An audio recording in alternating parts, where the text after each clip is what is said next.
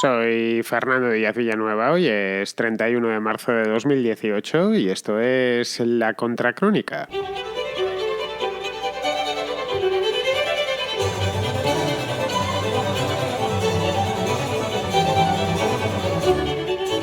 Tenemos hoy contraportada la 27ª desde que empezamos a hacer este programa de libros, quiero decir, ya no ahí es nada, 27 programas de libros a un promedio de 6-7 por cada programa.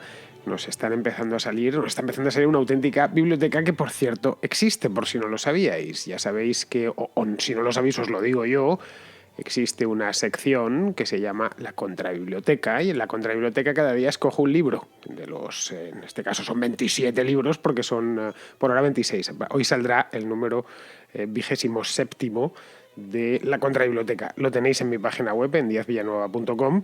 Bajáis hasta aproximadamente la mitad de la página y veréis ahí la Contrabiblioteca, por si tenéis curiosidad de cuál ha sido el libro de la semana a lo largo de las últimas 27 semanas que hemos hecho este programa sobre los libros. Bien, vamos a ir pasando a los libros en cuestión, que es de lo que va el programa, pero antes de eso me gustaría daros el número de WhatsApp para que podáis enviar vuestras críticas literarias. Es el 690 82 7909. Lo digo una vez más, 690 82 7909. Esto con el más 34 delante, porque si no, no me llega. Digo, si estáis fuera de España. Si estáis dentro de España no hay ningún problema, o el móvil es español, es decir, aunque estéis en Finlandia, si el móvil es español me lo va a enviar sin problema, y es una notita de voz de aproximadamente 1 minuto sobre un libro que os haya gustado mucho o que no os haya gustado absolutamente nada y queráis prevenirnos para que no lo leamos y no caigamos en el error. Bien, pues dicho el teléfono y hecha la preceptiva introducción, vamos directos a la contraportada.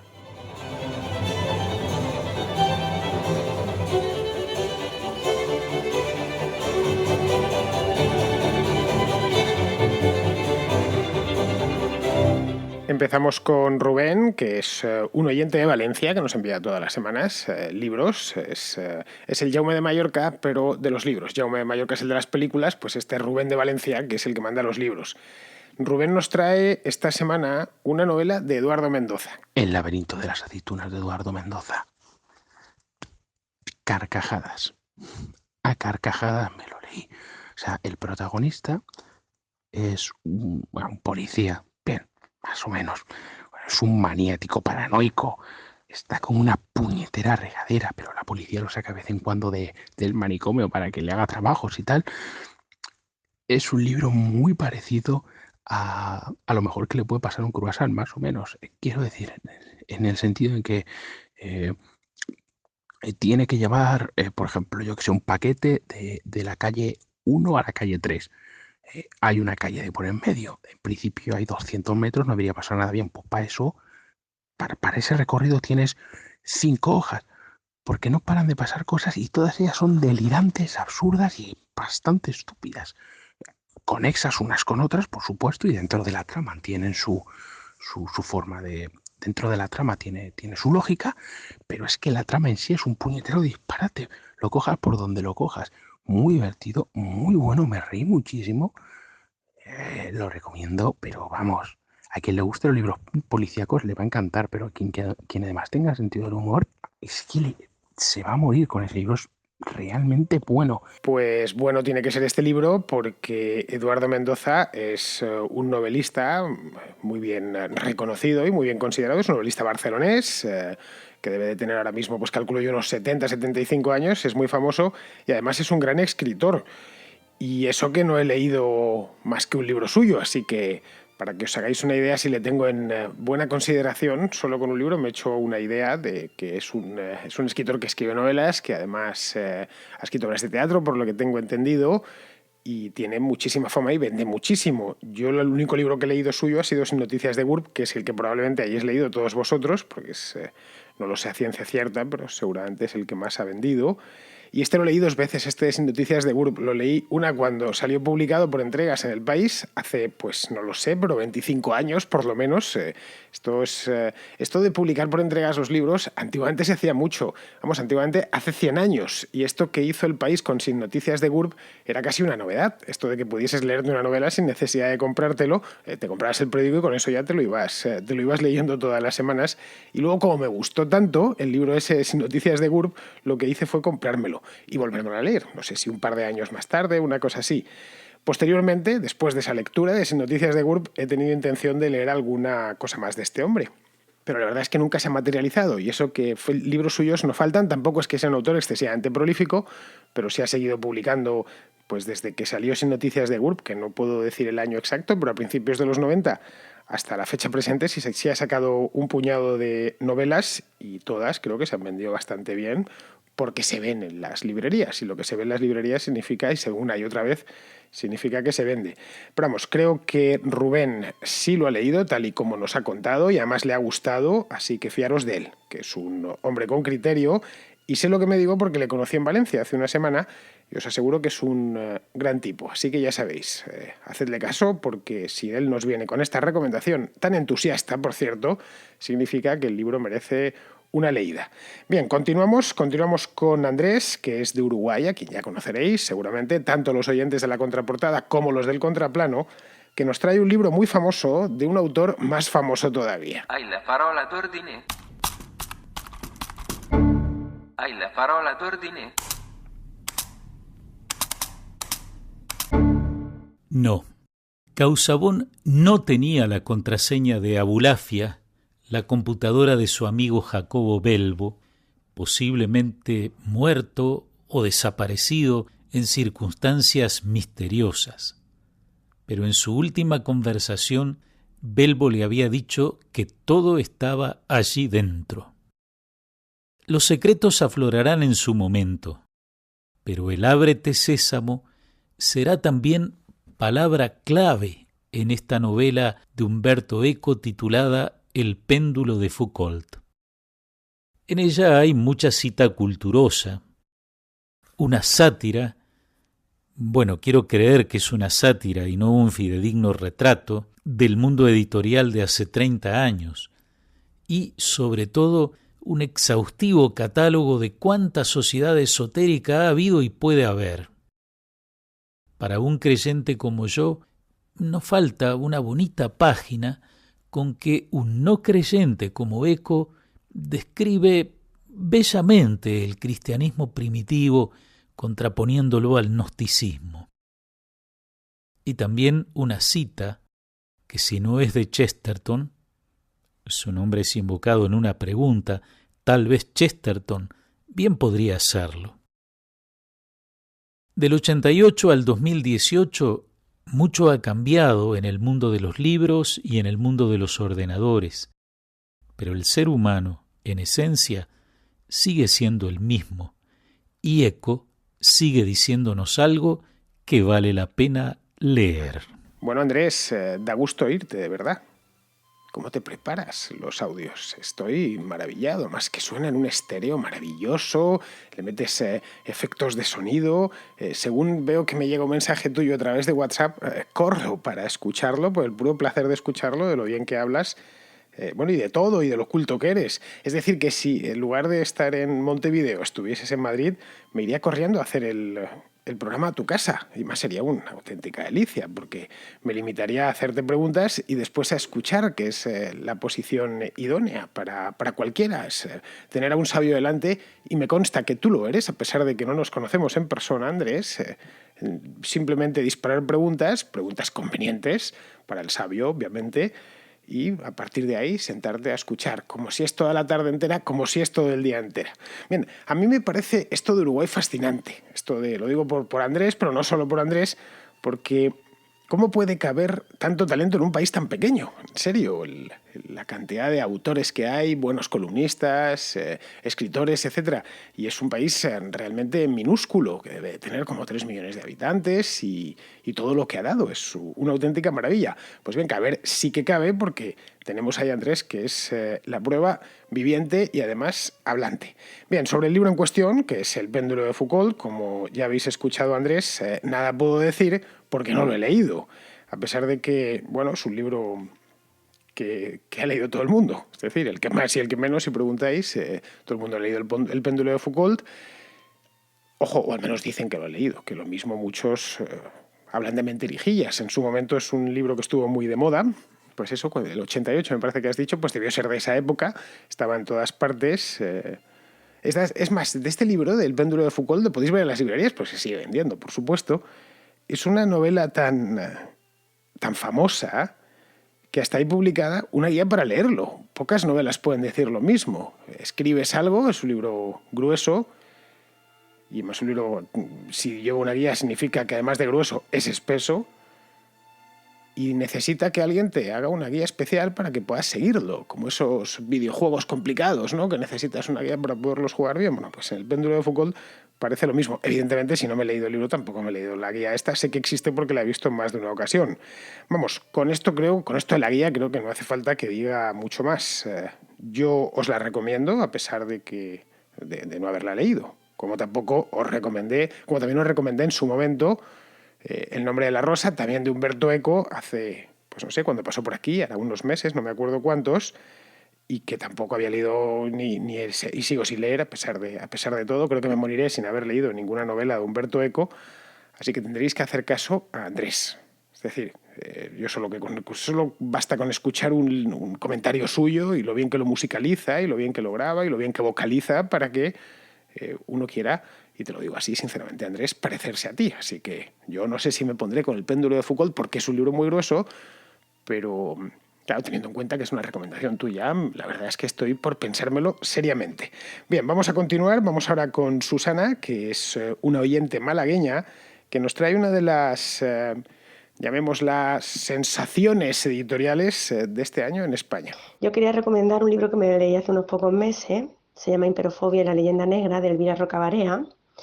Y bueno, en estos momentos no hago más que recordarlo, estos días en que no paramos los españoles de tirarnos por los suelos, nosotros mismos, tachándonos de racistas y de poco tolerantes. Cosa que no es cierta, pero que pues ya se sabe, como todas las mentiras, ¿no? A base de repetirlas se termina creyendo. Pues este odio por la cultura española, ¿no? Es el que nosotros mismos hemos alimentado durante mucho tiempo y asimismo, pues claro, alimentado la leyenda negra de España. La autora explica en el libro cómo esa poca autoestima que nosotros tenemos hace que nos veamos a nosotros mismos como un país atrasado. Ella da argumentos curiosos, a veces yo creo que de una forma agresiva, me parece, y explica cómo la leyenda negra pues es eso, una leyenda a través de estos argumentos. También habla de otros imperios, no solamente habla del Imperio Español. A mí me ha gustado mucho esta lectura. Me ha asombrado, por ejemplo, ha cambiado el modo de ver que tenía Fray Bartolomé de las Casas y lo que escribió sobre América. Y me ha picado la curiosidad sobre el libro La leyenda negra de Julián de Judería. Ya me he hecho con el libro, ahora tengo que hacerme con el tiempo para leerlo. Nada más. Gracias. Espero que no se haya hablado ya de este libro en la contraportada, porque la verdad no llevo tantísimo tiempo oyéndote. Hasta luego. Pues sí, Susana, tienes razón. Imperiofobia es un librazo. Lo leí el año pasado, hace pues aproximadamente un año, creo. Estamos en marzo, debió ser por estas fechas. Cuando leí Imperiofobia me lo habían recomendado. Me dijeron que era un libro magnífico, me recomendó mi socio, que es Gonzalo Altozano. Me dijo, tienes que leerte este libro porque es buenísimo. Además, que como te guste la historia, te va a encantar. Fui, me lo compré. No sé si tengo la primera o la segunda edición del libro. Y me lo fusilé, pero literalmente en cuestión de 2 días o 3 días. Y eso que no es un libro precisamente delgadito, es decir, que es un libro enjundioso y además largo, pero por el tema, por la manera de escribir que tiene María Elvira, pues me encantó. No os puedo decir más. Bueno, sí, os puedo decir más, que la entrevisté. Es decir, nos pusimos Gonzalo y yo a buscarla y no fue fácil entrevistarla porque ella está en Málaga y nosotros en Madrid, pero aprovechamos que vino de viaje, no sé si en el mes de mayo o en el mes de junio del año pasado, vino un día de viaje a Madrid y le hicimos una encerrona amistosa, por supuesto. La sentamos en el Chester, donde hacemos muchas de nuestras entrevistas, y allí le hicimos una entrevista, yo creo que magnífica. Ella por lo menos salió encantada. Tenéis la entrevista con María Elvira Rocabarea en mi canal de YouTube, en Díaz Villanueva, por si queréis verla. Es de hace 10 meses, una cosa así, pero vamos, como todas las buenas entrevistas, y más si tratan de temas históricos, no ha perdido ni un gramo de actualidad. Podéis seguir viéndola. Mira, voy a hacer una cosita. Voy a ponerla en mi página, en la entrada de hoy de la contraportada, para que podáis acceder directamente a ella. Bien, vamos con el libro. Imperiofobia es en realidad 2 libros, o es por lo menos lo que me pareció a mí cuando lo leí. El libro lo he seguido consultando porque además de un libro que se lee de principio a fin, es un libro que sirve como manual de consulta. Son 2 libros que van en el título, te lo dice el título. Imperiofobia sería uno y el otro sería Leyenda Negra. Es decir, el primero sería, o es básicamente, un estudio del imperialismo, un estudio interpretativo del imperialismo, centrándose en 4 imperios. Son el Imperio Romano, el Imperio Ruso, el Imperio Estadounidense, el Imperio Americano y por último el Español. Pero abordando ese estudio desde los que se oponen a esos imperios. Nada más. Bueno, pues en principio ya de entrada parece interesante. Bueno, pues es mucho más interesante cuando uno se pone a leer el libro. Y sobre todo cuando extrae la tesis de la autora, que no hay que sacarla con sacacorchos. Es decir, María Elvira es muy directa, muy sincera, todo lo fundamenta, tiene un verbo inflamado, es decir, llama a las cosas por su nombre, al pan pan y al vino vino, y la verdad es que eso también invita a que no se anda por las ramas, en una palabra. La tesis de esta primera parte del libro, de la imperiofobia, sería que la imperiofobia, es decir, el odio a los imperios, o el odio al imperio, es una constante universal que se ha dado en todo tiempo y lugar. Es decir, en el momento en que aparece un imperio, automáticamente aparece en paralelo quienes lo odian, que suelen ser no tanto el imperio de enfrente o quien desafía ese imperio, sino tanto los que padecen ese imperio.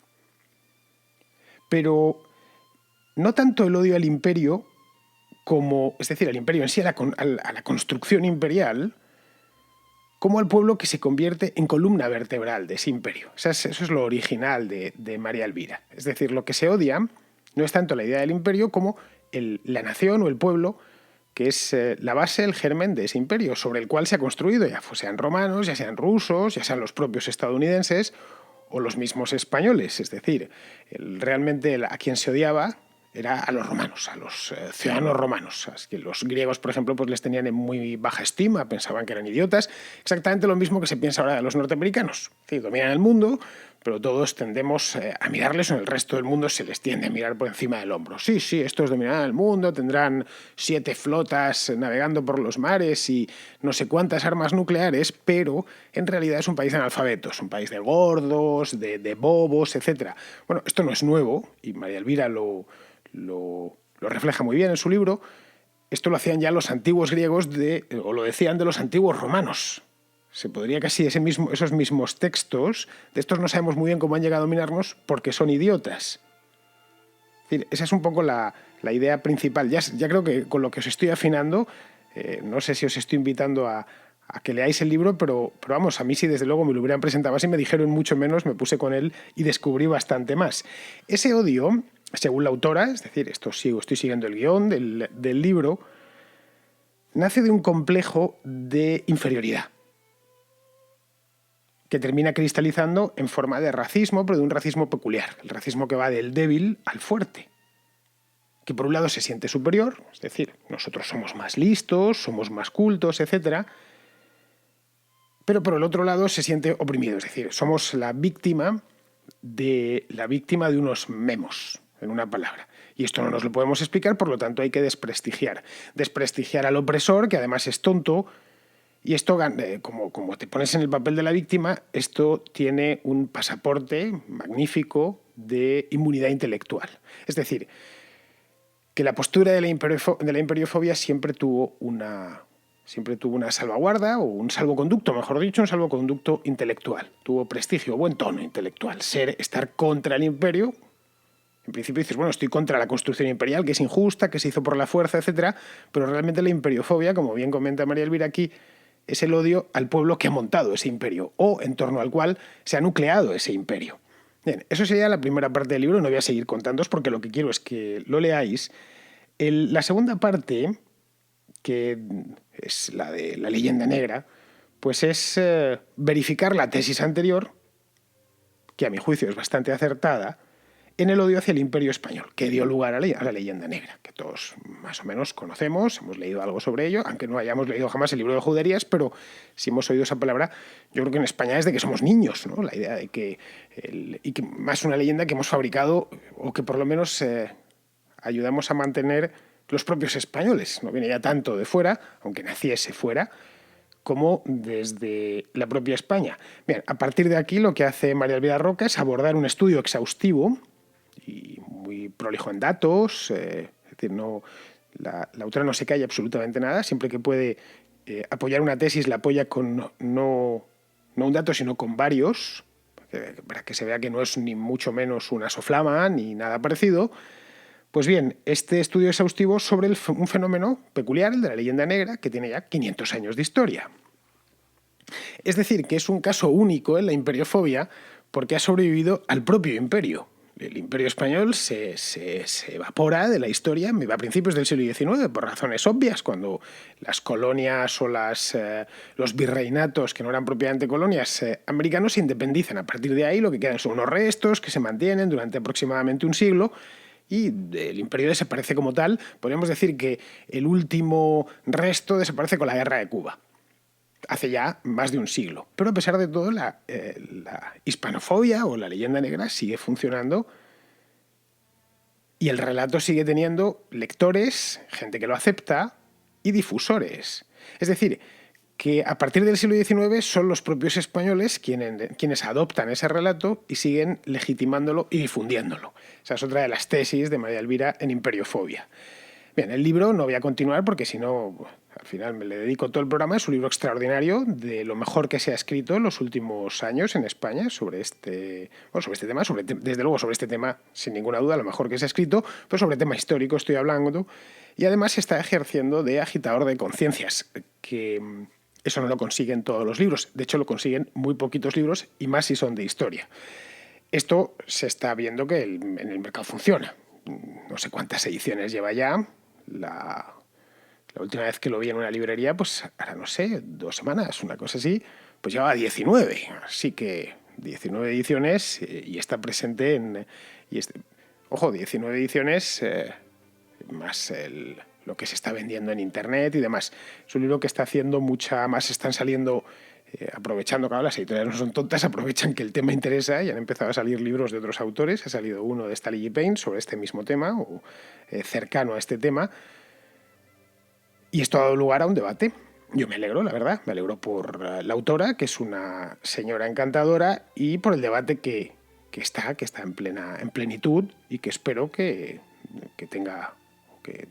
podamos recoger buenos frutos, porque un país debe debatir sobre su propia historia. Es decir, las verdades reveladas, esto es así porque lo digo yo y hemos fabricado una versión de la historia, eso nada más se hace en las dictaduras. Lo suyo es debatir sobre la propia historia y aportar los datos. Pero bueno, eso lo que ya no sé es si sé. Es decir, lo que no tengo ni idea, porque no olvidemos que la historia tiene un componente político importante y se utiliza políticamente. Es probablemente la disciplina que más se utiliza, más que la economía incluso. El poder se legitima sobre el pasado, no lo olvidemos. No sé si saldrá algo útil de aquí. Yo espero que sí.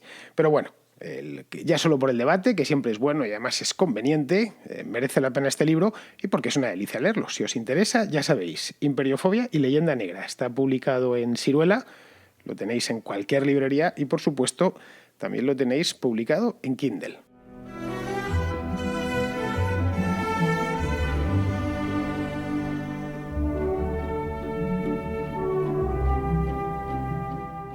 Vamos con Gabriel, de Argentina, que nos trae 2 trilogías de novela histórica.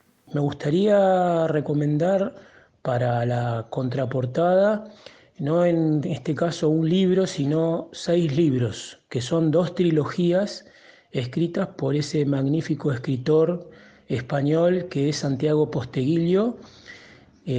Son dos trilogías dedicadas a Roma, al mundo antiguo. Una es la trilogía de Escipión el Africano y la otra es la trilogía de Trajano, el primer emperador hispano, antecesor de Adriano.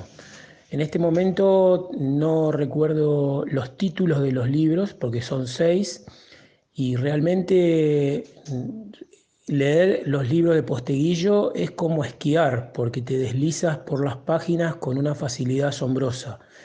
Son libros muy grandes, son ladrillos de más de 1000 páginas cada uno, pero que se leen a ritmo eléctrico, tiene un ritmo cinematográfico, como dicen. Solamente para tirar una perlita es cuando Escipión tenía 6 años, su padre le indica que ellos son los escipiones, porque escipio quiere decir bastón. Entonces, significa que cada uno de la familia se va apoyando en los más jóvenes. Entonces se agarraba de su hombro y le decía que él tenía que ser su apoyo, como luego sus hijos serían el apoyo de él. Realmente una muy buena lección. Bueno, te mando un abrazo y me gustaría recomendar a todos los lectores esta trilogía. Hay que tener paciencia, tiempo y también dinero porque son libros grandes. Un abrazo. Bien, ambas trilogías han pasado ya por aquí en programas anteriores, no recuerdo cuáles, pero sí haberlas comentado. Así que lo que voy a daros es los títulos exactos de los libros que Gabriel no nos ha facilitado, pues os los doy yo, que tengo el tiempo, así que apuntad bien, por si queréis comprarlos, los tenéis disponibles, pues los libros de Posteguillo en cualquier sitio y también están disponibles en Amazon. Yo os pongo de cualquier manera en la entrada del contraplano o de la contraportada de hoy, os pongo siempre los enlaces a Amazon concretamente, por si los queréis adquirir ahí. Bien, de la trilogía de Escipión, los 3 títulos son los siguientes, tienen estos títulos. Bien, el primero es Africanus, el segundo es Las legiones malditas, el tercero la traición de Roma. Esos son los 3, una trilogía, 3 libros. Repito, Africanus, Las legiones malditas y La traición de Roma. Y la segunda trilogía, que es la trilogía de Trajano, tiene estos 3 títulos. El primero es Los asesinos del emperador, el segundo Circo Máximo y el tercero La legión perdida.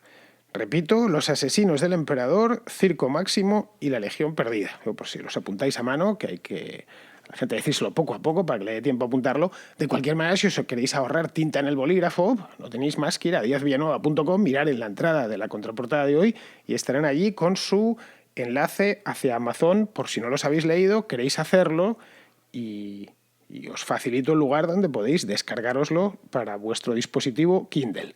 Muy bien, seguimos. Vamos con César, que nos trae otra de esas novelas que se ha leído todo el mundo menos yo. Hola, buenas. Hoy me gustaría recomendar un producto muy interesante para pasar un buen rato. La guía del autoestopista intergaláctico. Tanto la saga de libros como su versión cinematográfica. Tiene un humor muy inglés, muy loco. Y fundamentalmente lo que sucede es que una raza alienígena decide que la Tierra molesta para crear una autovía interespacial. Y el protagonista consigue escapar y va por el universo teniendo unas aventuras muy interesantes. Tiene muchas capas, un humor muy irónico y bueno, os la recomiendo para hoy. Gracias. Pues como os decía antes de pasar el mensaje, esta es de esas novelas, la clásica novela que ha leído todo Kiski menos el que habla. Es decir, al final, por unas cosas u otras, pues no la ha leído. Y eso, que es buena, es decir, es una novela que tiene muy buena fama y que ha leído muchísima gente, pero yo no lo he hecho. Y ojo, qué oportunidad tuve de hacerlo durante un montón de tiempo, porque hasta me la dejaron hace ya muchos años un amigo que estaba emocionadísimo con esta novela y la tuve muerta de la risa en casa durante, pues no sé, un año quizá, y a la vuelta del año se la devolví, sin haberla siquiera abierto. Lo había echado un vistazo a la contraportada, bueno, ya me pondré, total, que no me lo he leído, en una palabra. Eso sí, todo el que ha leído la ha tenido, eso lo ha leído una o varias veces, le encanta y habla muy bien de ella. Así que cuando el río suena, ya sabéis, si mucha gente está hablando muy bien de un libro en concreto, es como cuando mucha gente habla muy bien de una película en concreto. Algo tendrá. Eso no es garantía de que te vaya a gustar, pero algo es algo. Bien, ahí os la dejo, lo tenéis también en la web por si queréis leerla. Vamos con el siguiente. El siguiente se llama Manuel y es de Logroño y nos trae una novela española muy célebre y además muy celebrada. Quiero recomendar una novela para la contraportada. La novela es Nada, de Carmen Laforet, de 1944. Es una novela sorprendente para la época en la que se escribió. En mi opinión es muy moderna. Destacaría lo bien retratado que queda el mecanismo de la violencia de género. También me resulta bastante interesante el hecho de que esté retratado un amor homosexual. Claro está que platónico y disfrazado de una amistad entre mujeres, cosa mucho mejor aceptada en aquella tenebrosa época de los años 40. El estilo es bastante sencillo, está contado en primera persona y al principio parece que la narradora es indiferente, neutral, que solo describe lo que ve, pero finalmente va siendo traspasada en lo emocional por todo ese ambiente opresivo que hay en la casa de su familia. Para mí es un clásico imprescindible, una novela española de los años 40 que es muy recomendable. La autora es Carmen Laforet. Un abrazo para todos los oyentes. Pues a ver cómo os lo explico. Nada es de esas novelas que lees a los 18 años y te agarras una depresión de caballo. No sé si os ha sucedido. Yo la verdad es que me puse con ella, ¿eh? Es decir, a no ser que te vaya eso de angustiarte, que también es posible. Hay gente con 18 años que la autoadministración de angustia le encanta y necesita estar deprimido. Yo nunca he sido una persona depresiva, estoy siempre de buen humor y suelo estar por lo general alegre. Entonces toda esta literatura tremendista pues no me gusta mucho, la verdad. Bueno, en este caso no es tremendismo de nada, pero sí existencialismo, quizá podríamos llamarlo. Yo en su momento la empecé. Fue una novela, Carmen Laforet, una de las escritoras principales de la posguerra, muy famosa, y la novela además te la recomienda los profesores de literatura, etcétera. Pues tú lo tienes que leer, pues lo escribió Laforet cuando era joven, pues cuando tenía tu edad, entonces tienes que leerlo tú ahora. Y es una novela que además cuenta muy bien lo que era la Barcelona de después de la guerra. Bueno, pues la empecé y la dejé. ¿Sabéis por qué? Pues porque no pasaba nada. Esa fue la verdad. Lo único que me gustó fue el título, que hacía una justicia estricta a la novela. El título de la novela se llama Nada. Te pones a leer y estás en la página 100 y sigue sin pasar nada. Eso no quita, obviamente, para que haya lectores a los que este tipo de literatura les encante. Sí, estos son de los que leen La náusea de Sartre y te marean con ella y encima te la quieren regalar. O sea, es como disuadirles de la intención. No, de verdad, en serio, a mí es que Sartre, a mí es que estas cosas, no. Pero bueno, sin llegar a esto, a La náusea, ni muchísimo menos, son este tipo de novelas íntimas, cerradas, que no, de ambientes un poco asfixiantes, que van como todo, pues en gusto. Con todo, esta de Nada de Laforet, creo que tiene un valor indudable. Y es que es un retrato intimista de la España descompuesta, pobre, mísera de la posguerra. Y eso sí es útil si te gusta la historia o si estás estudiando esa época, porque la autora consigue capturarla bastante bien. Esa sensación de angustia de una ciudad española en los peores años de la posguerra. Esta novela no sé cuándo se escribió, pero debió ser en los años de hierro, vamos, en el año 42, 43, una cosa así, cuando realmente el país se estaba muriendo de hambre. Como estas hay algunas más, es un género muy de esa época, la literatura española, pues qué sé yo, La colmena de Cela también es de esta misma época, y es otra novela en la que no pasa demasiado, pero bueno, ahí al menos los protagonistas son poetas, y le dan algo de... y tiene algún momento, no lo sé, hilarante, pero en el caso de Nada, por lo que recuerdo, ojo, no os puedo decir ni siquiera de qué va porque la leí, ya digo, cuando tenía 18, 20 años y la dejé, no me llamó la atención lo más mínimo. Alguna otra vez sí he hablado con gente que la había leído y decía, no, esto es una auténtica maravilla y tal. De hecho, a Carmen Laforet se la reconoció posteriormente pues en toda España y se la homenajeó, sin duda de manera muy merecida, pero bueno, sabéis, para hay autores y hay gustos y géneros y demás. Ahí os la dejo, tiene muchos fans, desde luego, así que si estáis entre ellos, ya sabéis, está por supuesto disponible a tope, la podéis encontrar en cualquier lado. Y ya vamos a ir terminando, vamos con el último libro del día, tengo aquí el nombre, Javier de San Sebastián, que nos trae un libro que no encontraréis en ninguna librería. Os quería recomendar un libro que no se va a llevar nunca ningún premio, a su autor nunca le van a dar ni el Nobel, ni el Príncipe de Asturias, ni ningún otro premio, y el libro tampoco es que uno lo lea y vaya a terminar diciendo qué libro más entretenido. Entonces, ¿por qué recomiendo este libro? Pues porque tiene un ingrediente que a mí me encanta en casi todos los libros, que supongo que tú también compartirás, Fernando. Y es que es sumamente crítico, por lo menos cuestiona muchas cosas que el común de la gente está empezando a dar por ciertas y no lo son. Me estoy refiriendo al libro Ecología, mitos y fraudes, de Eduardo Ferreira con Y, que trata de, no recuerdo si eran 12 temas relacionados con la ecología, que van desde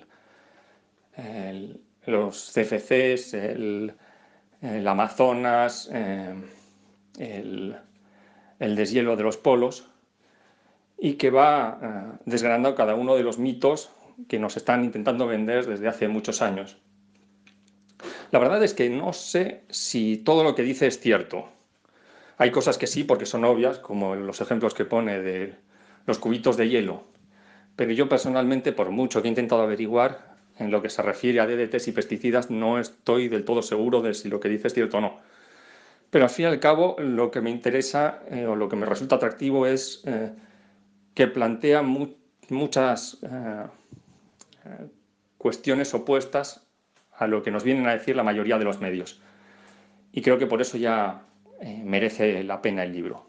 Bueno, Javier, este es un libro mítico, no encuentro otra palabra para describirlo. Lleva como 20 años en la red.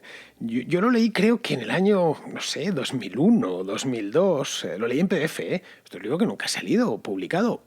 Es decir, y más pensaba que el libro había desaparecido ya, en serio. Yo en su momento, ya digo, en el año 2001, 2002, por ahí, lo imprimí. La época en la que todavía te imprimías los PDFs y te ibas a que te los encuadernasen con un encuadernamiento esos de anillas. Como este libro de mitos y fraudes, me encuaderné varios en aquella época. Todavía se leía en papel, la idea del PDF además pesaba mucho y eran esas pantallas que había pues a principios de siglo, eran pantallas de tubos de rayos catódicos, no muy grandes, y no teníamos esa cultura tampoco de leer la pantalla, entonces nos bajábamos el PDF y lo enviábamos a la impresora, que nos daban un zapatillazo de tinta y de papel que al final nos salía más caro que comprarnos un libro en la librería. En este caso de mitos y fraudes de Ferreira, pues no había posibilidad, o te lo leías en PDF o te lo leías en PDF, no había otra manera. A mí el libro me pareció, en aquel momento, no lo he vuelto a leer. De hecho, esos libros que tenía impresos de hace 20 años o de hace 15 años o por ahí, los terminé tirando, no me cabían en las estanterías, y hace unos años hice limpieza y dije, bueno, todo esto lo voy a tener que tirar porque además es que dan hasta mal aspecto a la estantería, ¿no? Ya me parecían informes contables o algo así, y algunos pues ya los había leído o eran libros que había bajado en su momento, o que ni siquiera muchas veces había leído completamente, y era la cosa esa del el momento antes del libro electrónico, en el que ya teníamos acceso a libros en Internet, pero todavía no teníamos una manera óptima de poderlos leer. Bueno, pues me pareció en su momento, y además se hablaba mucho de este libro, era cosa de 15 o 20 años, me pareció provocador, y más en aquella época en la que el ecologismo era poco menos que intocable. Decir algo en contra del ecologismo era, bueno, nada, te miraban como si hubieses bajado literalmente de algún lugar del cinturón de asteroides o por ahí. ¿Pero qué estás diciendo? ¿Estás criticando a Greenpeace o estás poniendo en duda esto o lo de la capa de ozono? Y a mí eso ya solo por eso me fascinó. Dije, bueno, este tipo está diciendo cosas que realmente nadie dice. La cosa se quedó ahí, luego ya empezaron a aparecer muchos más libros de críticos con el ecologismo, y tenemos ya unos cuantos en el que, y no solo libros, sino que se puede leer un montón en internet, material bueno, malo y regular, obviamente. También hay mucho material magufo entre los críticos, decir magufo poco fiable, entre los críticos del ecologismo. También hay material magufo entre los ecologistas, como os podéis imaginar, es decir, gente exagerada y poco rigurosa la hay en todos los rincones. Pero vamos, por lo que recuerdo, Ferreira no deja títere con cabeza. Es decir, no hay un punto en el que él no entre con un cuchillo jamonero. Son muchos años ya desde que lo leí, pero vamos, ese es mi recuerdo principal. He ido, de hecho, a buscarlo, porque me ha sorprendido cuando me has enviado este mensaje. Esto sigue todavía. He buscado lo de mitos y fraudes y sigue disponible. Sigue disponible en PDF, por si queréis hacer lo mismo que yo, leeroslo en PDF. Bueno, no tenéis otra manera, no existe en ningún otro soporte. Y lo tenéis, está revisado en 2007, eso pone en la página web. Es decir, no vais a leer la edición que yo leí, que fue pues la anterior, sino la de 2007, y lo tenéis en mitosyfraudes.org. Mitosyfraudes, todo junto.org. Así que si tenéis la cosa de leer este libro, que ya digo, es provocadora más no poder, pues no tenéis más que entrar en esta página web y leeroslo. Descargaros los capítulos, son muchas páginas, porque son un montón de páginas por capítulo, podéis escoger solo una. Lo que ha hecho el autor, por lo que veo aquí tengo la página web delante. Lo que ha hecho el autor son 15 capítulos, incluyendo el último es un epílogo. Luego tiene una introducción, un prólogo, apéndices y tablas de riesgos. Bueno, la cuestión es que cada uno de los capítulos viene a pesar aproximadamente 400, 500 Ks, no es mucho, en aquel entonces, en 2000 sí que lo era. Descargárselos y lo tenéis ahí. Muy bien, queridos amigos, pues con esto terminamos ya la contraportada de hoy y lo único que me queda por hacer es despedirme de vosotros. Hasta mañana.